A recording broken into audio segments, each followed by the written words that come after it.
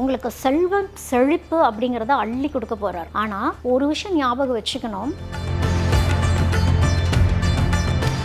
கையில் உங்களுடைய வசதிக்கு மிஞ்சின பணம் புழங்கக்கூடிய அமைப்பு எல்லாமே வரும். செல்வ செழிப்புக்கு குறை கிடையாது, அது குரு கொடுக்க போகிறார். ஆனால் எங்கே கை வைப்பார் அப்படின்னா,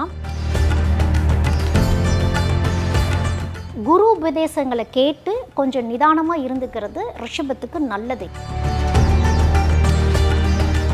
பிரசன்டிங் ஸ்பான்சர் தமிழ் மேட்ரிமோனி. தமிழர்களின் number 1 choice Tamil matrimony. Aachi royal gulab jamun packs, ஒன்று வாங்கினால் ஒன்று இலவசம். அப்பவும் இப்பவும் எப்பவும் சென்னை அதிரடி கலெக்ஷன், சரவெடி celebration. Darling 3D Deepavali deals. நீங்கள் வாங்கும் ஒவ்வொரு பொருளுக்கும் 3 அற்புதமான தீபாவளி டீல்ஸ். ரிஷப ராசி நேயர்களுக்கு குரு என்ன செய்ய போறாருன்னா, உங்களுக்கு செல்வம் செழிப்பு அப்படிங்கிறத அள்ளி கொடுக்க போகிறார். ஆனால் ஒரு விஷயம் ஞாபகம் வச்சுக்கணும், ரிஷபம் அப்படிங்கிறது சுக்கிரனுடைய வீடு. எப்பொழுதுமே குருவுக்கும் சுக்கிரனுக்கும் ஆகாது. குரு தேவகுரு, சுக்கிரன் அசுரர்களின் குரு. ஏதோ ஒரு வகையில் யுத்தத்தை சந்தித்தவங்க இல்லையா? அப்போது எந்த இடத்துல குரு உங்களுக்கு பாடம் கற்பிக்க போகிறார் அப்படிங்கிற விஷயத்தையும் நீங்கள் தெரிஞ்சுக்கணும். நீங்கள் ஒரு பூமி வாங்கலாம், இல்லை எங்கேயாவது பிரயாணம் பண்ணி போகலாம். கையில் உங்களுடைய வசதிக்கு மிஞ்சின பணம் புழங்கக்கூடிய அமைப்பு எல்லாமே வரும்.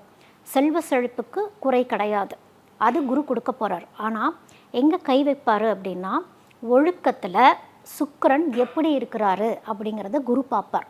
இங்கே ஒழுக்கம் தவறிடவே கூடாது.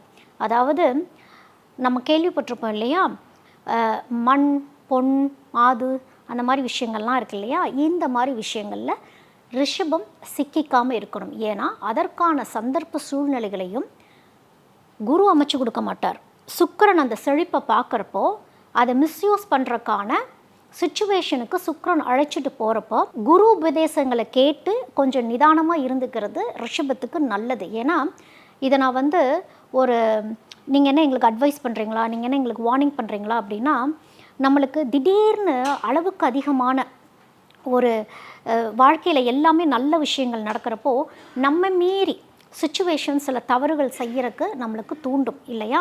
நம்ம இந்த மாதிரி எத்தனை நியூஸ் எல்லாம் நம்ம பார்க்குறோம். நல்ல செழிப்பாக இருப்பாங்க, திடீர்னு ஏதோ ஒரு தவறு பண்ணி மாட்டிக்கிற மாதிரியான ஒரு சுச்சுவேஷன் சுக்கிரன் கொடுக்க வாய்ப்பு இருக்குது அப்படிங்கிறது தான் நான் சொல்கிறேன். குரு கொடுக்க வாய்ப்பு இல்லை, ஆனால் குரு அவமானத்தை கொடுத்துருவார்.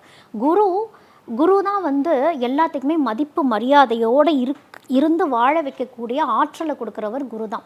அப்போது ரிஷபத்தில் இருக்கக்கூடியவங்க உங்ககிட்ட இருக்க நாலேஜஸை மற்றவங்களுக்கு ஷேர் பண்ணுறது, ஒரு நடுநிலையாக இருந்துக்கிறது, என்கிட்ட இவ்வளோ இருக்குது அது இருக்குது இந்த பொருள்லாம் என்கிட்ட இருக்குது அப்படின்னு டாம்பிகமாக பேசாமல் கொஞ்சம் அடக்கி வாசிச்சுக்கிறது அப்படிங்கிறது ரிஷபத்துக்கு ரொம்ப நல்லது. ஏன்னா இது திஷ்டியாக கூட மாறுறதுக்கு வாய்ப்பு இருக்குது. ஏன்னா உங்களுக்கு என்ன பண்ணுறதுனே தெரியாது.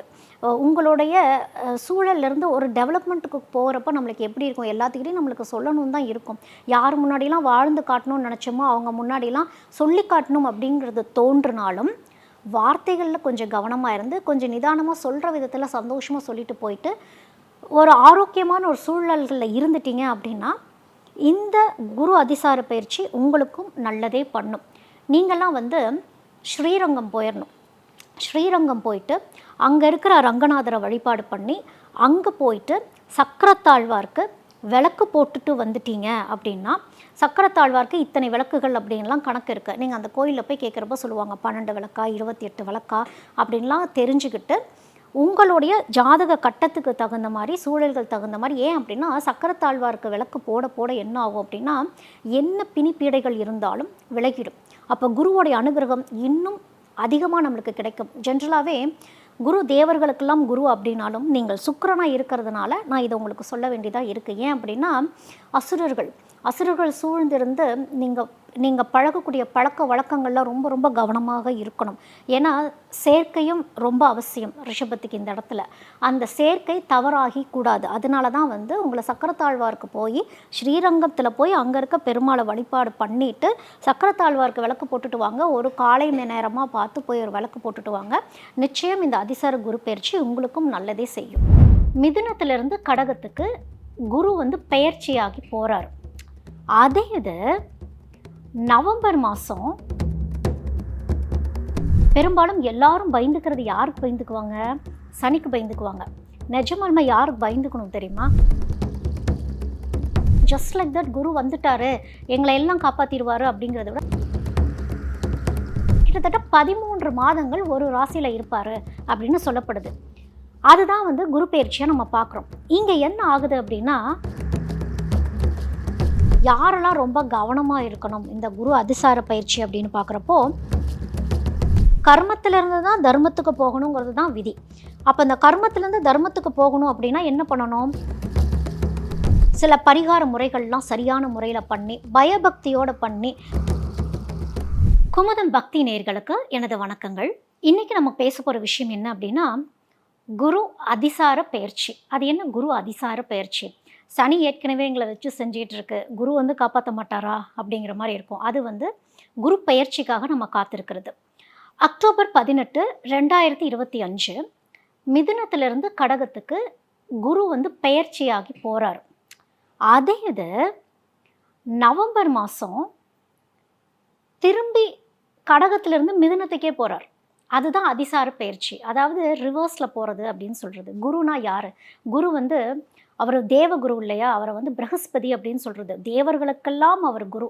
அப்போ குரு இருக்கிறப்ப என்னென்ன நல்ல விஷயங்கள் நம்ம வாழ்க்கையில் நடக்கும். குரு வந்து பிள்ளை பேராகட்டும், திருமணம், செல்வம், செழிப்பு, அனைத்து நல்ல விஷயங்களுக்கும் குரு ரொம்ப மங்களமாக பார்க்கப்படக்கூடிய ஒரு கிரகம் இல்லையா? சனிக்கிட்டிருந்து தப்பிக்க ஒரே வழி குரு அப்படின்னு இருந்தாலும் பெரும்பாலும் எல்லாரும் பயந்துக்கிறது யாருக்கு பயந்துக்குவாங்க? சனிக்கு பயந்துக்குவாங்க. நிஜமாலுமே யாருக்கு பயந்துக்கணும் தெரியுமா? குருக்கு தான் பயந்துக்கணும். ஏன் அப்படின்னா, குரு ஞானக்காரகன், அதாவது தர்மமாக இருந்தால் மட்டுமே குரு உதவி பண்ணுவார். இல்லை அப்படின்னா தர்மம் தலை காக்கும். கிருஷ்ணர் எப்படி வந்து லேட்டாக வந்தாலும் பாண்டவர்களுக்கு வந்து தர்மப்படி எப்படி யுத்தம் பண்ணணுமோ அதை சொல்லி கொடுத்து வெற்றி அடைய வச்சார் இல்லையா? தர்மத்தின் பக்கமே கிருஷ்ணர் நிற்பார். தெய்வம் தர்மத்தின் பக்கமே நிற்கும் அப்படிங்கிறது தான் வந்து குருவோட கொள்கையே. அதனால ஜஸ்ட் லைக் தட் குரு வந்துட்டாரு, எங்களை எல்லாம் காப்பாற்றிடுவார் அப்படிங்கிறத விட நம்ம எந்த அளவுக்கு நியாய தர்மத்தோடு இருக்கிறோம் அப்படிங்கிறது தான் வந்து குரு நம்மளுக்கு சொல்லக்கூடிய விஷயமா இருக்கு. சரி, இந்த குரு அதிசார பயிற்சினா என்ன? இன்னும் கொஞ்சம் தெளிவாக சொல்லுங்கள், புரிகிற மாதிரி சொல்லுங்கள், எங்களுக்கு அது புரியல. பயிற்சினா என்ன, அதிசார பயிற்சினா என்ன அப்படின்னா, நம்ம வந்து ஒரு வண்டியில் போகிறோன்னு வச்சுக்கோங்க, ஒரு பஸ்ஸுன்னு வச்சுக்கோங்க, எல்லாருமே பஸ்ஸில் போயிருப்போம். இப்போ நம்ம பஸ்ஸில் போயிட்டு அந்த பஸ்ஸு நிற்கிது, பக்கத்தில் ஒரு ட்ரெயின் ஃபாஸ்ட்டாக போகிறப்போ நம்ம எப்படி ஃபீல் பண்ணுவோம்? பஸ்ஸு ரிவர்ஸில் போகிற மாதிரி ஃபீல் பண்ணுவோம். ஆனால் பஸ்ஸு அங்கேயே தான் நிற்கிது, பஸ்ஸு ரிவர்ஸில் போகலை. அந்த மாதிரி குரு என்ன ஆகுறாருன்னா, குரு ஜென்ரலாகவே ஒரு வருடம் ஒரு ஒரு ஒரு ஒரு ராசி கட்டத்தில் இருப்பார். மொத்த ராசி கட்டங்களையும் சுற்றி வரக்கு 12 வருடம் ஆகும் அப்படின்னு சொல்லுவாங்க. அதாவது கிட்டத்தட்ட 13 மாதங்கள் ஒரு ராசியில் இருப்பார் அப்படின்னு சொல்லப்படுது. அதுதான் வந்து குரு பயிற்சியாக நம்ம பார்க்குறோம். இங்கே என்ன ஆகுது அப்படின்னா, குரு மிதுனத்திலிருந்து கடகத்துக்கு போயிட்டு இதே மாதிரி நான் எப்படி உங்களுக்கு ரிவர்ஸ் சொன்னேன், அந்த மாதிரி இப்போ ரிவர்ஸ் போகிறார். இப்போ அப்படியே, அதாவது நம்மளுடைய பூமி சுழற்சி எப்படி காட்டுது அப்படின்னா, இது வந்து வானில் நடக்கக்கூடிய ஒரு அதிசயமாகவே பார்க்கப்படுது. அதாவது ஜென்ரலாக குரு பாட்டுக்கு முன்னோக்கி தான் போகணும். வக்ரம் அடைகிறாரு. வக்ரம்ங்கிறது ஒரு குடிகாரரை போல பிஹேவ் பண்ணுற மாதிரி ஒரு விஷயம். நிதானத்தை இழந்து அதாவது இந்த இடத்துல என்ன ஆகுறாருன்னா, குரு கொஞ்சம் லேட் பண்ண போகிறார். என்னென்ன செழிப்புகள்லாம் கொடுத்துட்டு இருந்தாரோ டக்குன்னு அப்படியே ஸ்டாப் ஆகுறாரு அந்த இடத்துல. அப்போ என்ன பண்ணுவார்? குரு ஏன் ஸ்டாப் ஆகுறாரு? குரு உங்களுக்கு கொஞ்ச நேரம் யோசிக்க வைப்பார். இப்போ நம்ம வந்து தெய்வ தரிசனங்களுக்கு போகிறோம், காத்திருந்து தரிசனம் பண்ணிட்டு வரோம் இல்லையா? கொஞ்சம் நேரம் நம்மளுக்கு அப்படியே டயர்ட் ஆகும், எப்படா கடவுளை பார்ப்போம்னு பார்த்துருவோம். அதே தான் வந்து இந்த ரிவர்ஸ் போயிட்டு ரெட்ரோகேட் அப்படின்னு சொல்லுவாங்க.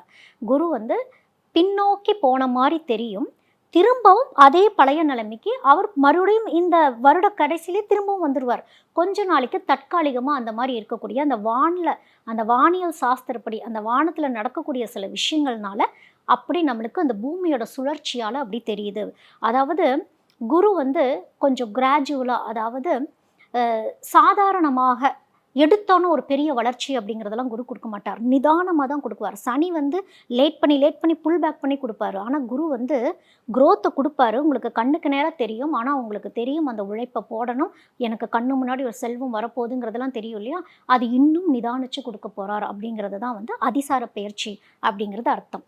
இப்போது என்னென்ன ராசிகளுக்கு இந்த அதிசார பயிற்சி என்னென்ன மாதிரியான நல்லதை எப்படி கொடுக்க போகிறாரு, என்ன பாடத்தை கற்பிக்க வராரு அப்படிங்கிறத நம்ம தெரிஞ்சுக்கணும். ஏன்னா குரு அப்படின்னாலே பாடம் கற்பிக்க தானே வராரு. அதுவும் இந்த அதிசார பயிற்சி எப்படி தெரியுமா? ஒரு கிளாஸில் இருந்து புதுசாக இன்னொரு கிளாஸுக்கு ஒரு வாத்தியார் போகிறப்ப அந்த வாத்தியார் எப்படி நம்மள்ட்ட பிஹேவ் பண்ண போகிறாருன்னே நம்மளுக்கு தெரியாது. அந்த மாதிரி தான் இப்போது இந்த அதிசார பயிற்சியும் நம்மளுக்கு உணர்த்த போகக்கூடிய விஷயமா இருக்கும். சரி, இந்த குரு அதிசார பயிற்சி யாருக்கெல்லாம் நல்லது பண்ண போகிறார் அப்படின்னா, கடகம், ரிஷபம், மீனம் இந்த 3 ராசிகளுக்குமே வந்து குரு அதிசார பயிற்சி நிச்சயமாக நல்ல விஷயங்கள் தான் கொடுக்கும். நான் சொன்ன சில விஷயங்கள் இருக்குல்லையா, கொஞ்சம் கவனமாக இருந்துக்கணும். அதில் கவனமாக இருந்துட்டிங்கன்னா உங்களுக்கு ஜாக்பாட்டே அடிக்கக்கூடிய ஒரு அமைப்பு அப்படிங்கிறது இருக்குது. யாரெல்லாம் ரொம்ப கவனமாக இருக்கணும் இந்த குரு அதிசார பயிற்சி அப்படின்னு பார்க்குறப்போ, மிதுனம், தனுசு, மகரம் கொஞ்சம் கவனமாக இருந்துக்கிறது நல்லது இந்த அதிசார பயிற்சியில். ஏன்னா குரு கொஞ்சம் பின்தங்கி இருக்கிறதுனால எங்கேயாவது ஒரு இடத்துல அவமானங்கள் சந்திக்கக்கூடிய ஒரு தருணத்தை அப்படிங்கிறது உருவாகிவிடும். குரு உருவாக்க மாட்டார், குரு பின்தங்கி இருக்கிறதுனால அப்படி அமையக்கூடிய ஒரு தருணம் இருக்கிறதுனால கவனம், மிக கவனம் அப்படின்னே நான் இந்த 3 ராசிகளுக்கும் சொல்லுவேன். யாருக்கெல்லாம் ஓகே அதாவது ஒரு மத்தியமமாக இருக்குது, ஒன்றும் இல்லை, நீங்கள்லாம் பிரச்சனை இல்லை, உங்களையெல்லாம் குரு அதிசார பயிற்சி பெருசாக ஒன்றும் தாக்க போகிறது இல்லை அப்படிங்கிறவங்களாம் யாருன்னு பார்த்தீங்க அப்படின்னா, மேஷம், கன்னி, துலாம், விருச்சகம், கும்பம் உங்களுக்கெல்லாம் வந்து ஒரு மத்தியமமான ஒரு பலன் அப்படிங்கிறது தான் வந்து இந்த குரு அதிசார பயிற்சி அப்படிங்கிறது சொல்லுது. பொதுவாகவே குரு அப்படிங்கிறவர் எதுக்கு வரார் அப்படின்னாலே, நம்ம செஞ்ச தவறுகளிலிருந்து சுட்டி காட்டி அதை சரி செய்யறதுக்கு தான். அப்போ இந்த குரு அதிசார பயிற்சி பார்த்து நம்ம எதுக்கு பயந்துக்கணும்னா, தர்மத்துக்கு தான் பயந்துக்கணும். சில பரிகார முறைகள்லாம் சரியான முறையில் பண்ணி, பயபக்தியோடு பண்ணி, இனிமேல் அந்த தவறை நான் செய்ய மாட்டேன், திருப்பி திருப்பி அதே பேட்டர்ன் அந்த ரெப்பிட்டேஷனுக்குள்ளே நான் போக மாட்டேன் அப்படிங்கிற குருக்கெல்லாம் வந்து வாக்கு கொடுத்துடணும். நம்ம குரு வழிபாடு பண்ணுறோம் அப்படின்னாலே அவர் வந்து நம்மளுக்கு டீச்சர் தானே. அந்த டீச்சர் என்ன சொல்லுவாங்க, ஓகே இனிமேல் நீ இந்த தவறு பண்ணக்கூடாது, இனிமேல் அந்த தவறு பண்ண மாட்டேன்னு சொல்லிட்டு திரும்பவும் நம்ம அந்த தவறு பண்ணுறோன்னா கர்மத்தின் பாதையில் போயிடுவோம். இது எப்படின்னா, கர்மத்திலேருந்து தான் தர்மத்துக்கு போகணுங்கிறது தான் விதி. அப்போ அந்த கர்மத்திலேருந்து தர்மத்துக்கு போகணும் அப்படின்னா என்ன பண்ணணும், செஞ்ச தவறுகளை திரும்பவும் செய்யாமல் இருக்கணும். அதே போல் அந்த கம்ஃபர்ட் ஜோன்லேயே இருக்கிறோம் அப்படின்னா, ஒரு முயற்சி பண்ணாமல் இருக்கிறோம் அப்படின்னா தர்மத்தின் பாதையில் நம்மளால் போக முடியாது. குருங்கிறவர் ஒரு முயற்சி பாதையை காட்டக்கூடியவர். என்னங்கிறது ஒரு ரிஸ்க் எடுத்து பார்க்குறதுல தப்பில்லை. ஆனால் ரொம்ப நிதானமாக அந்த ஞானத்தோட நம்ம அந்த தெய்வத்தை நம்பி, இந்த யூனிவர்ஸ் அப்படிங்கிற ஒரு விஷயத்தை நம்பி நம்ம செய்கிறப்போ குரு காட்டுற வழி அப்படிங்கிறது சிறந்த வழியாக இருக்கும். எல்லாருடைய ஜாதகத்திலையுமே வந்து குரு நல்லா இருக்கிறதுங்கிறது ரொம்ப நல்லது. சனிக்கு பயந்துக்கிறத விட குருக்கு தான் பயந்துக்கணும். ஏன்னா சனியாவது தண்டனைகள் கொடுத்துக்கிட்டே இருந்து திரும்ப திரும்ப சரி பண்ணுங்கிற மாதிரி இருக்கும். ஆனால் குரு ஒருத்தங்களுக்கு கெட்டுருச்சு அப்படின்னா மீள்றதுங்கிறது அவ்வளோ சாதாரண விஷயம் இல்லை. அப்போது இந்த குரு தட்சணை அப்படிங்கிற ஒரு விஷயம்லாம் இருக்குது இல்லையா, குரு தட்சணைலாம் செழிப்பானா குருக்கு வந்து கொடுத்து வழிபாடு பண்ணிட்டு வர்றது. அந்த குரு தட்சணையில் பேரம் பேசுகிறதோ, அந்த குரு தட்சணையில் வந்து இது பண்ணினா போதுமா அப்படிங்கிற மாதிரி அந்த வாக்குவாதங்கள் இருக்கிறதோ, சந்தேகமோ, குருனாலே சந்தேகமே படவே கூடாது. குருவை நம்ம சந்தேகப்பட்டுட்டோம் அப்படின்னாலே ஏதோ ஒரு வகையில் நம்மளுக்கு குரு தோஷமோ குரு பலம் கம்மியாக இருக்குங்கிறது அர்த்தம். அது குரு தோஷமாகவே பார்க்கப்படுது.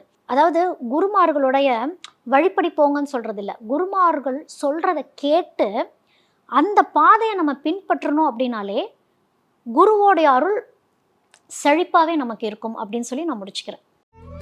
தமிழர்களின் number 1 choice Tamil matrimony. Aachi royal gulab jamun packs, 1 வாங்கினால் 1 இலவசம். அப்பவும் இப்பவும் எப்பவும் சென்னை அதிரடி கலெக்ஷன் சரவெடி celebration. Darling 3D Deepavali deals. நீங்கள் வாங்கும் ஒவ்வொரு பொருளுக்கும் 3 அற்புதமான தீபாவளி டீல்ஸ்.